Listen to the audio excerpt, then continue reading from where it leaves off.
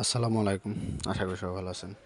আজকে কাজ করব সিম্ফনি ফোনে, বাটন ফোন পাওয়ার অন হয় না, তো এটার সিপিইউ রিভল করব।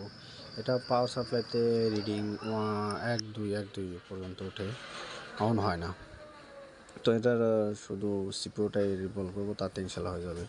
আমি সব ফোন অনেকগুলো কাজ করছি, তো এই বাটন ফোনের এই স্প্রিটাম সিপিইউর 1 2 রিডিং উঠবে, তারপর আবার নেমে যাবে, অন হবে না।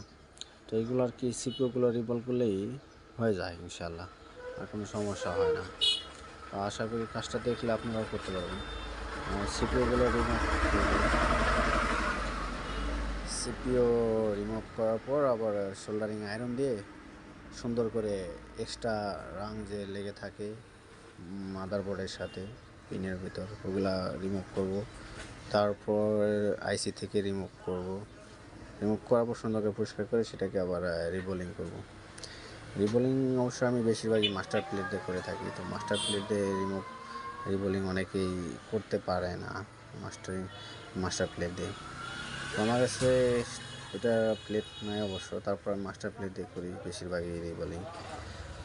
আমার অভ্যাস হয়ে গেছে। যাই হোক, রিবোলিং করার পর সেটাকে আবার সুন্দর করে মাদারবোর্ডে খুব সুন্দরভাবে ক্লিন করতে হবে। ক্লিন করে তারপর মাদারবোর্ডে ফিটিং করব। তো সুন্দর করে হিট দেব আর হালকা করে পেস্ট দিয়ে নেব, যেন আইসির উপরে দেবো, যেন আইসিতে হিটটা একটু কম লাগে।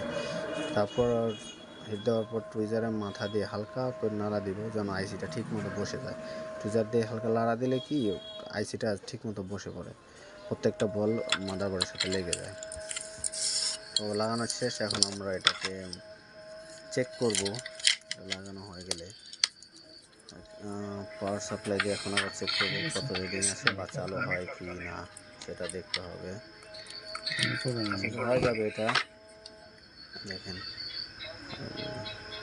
আলহামদুলিল্লাহ, আমাদের কাজটা হয়ে গেছে।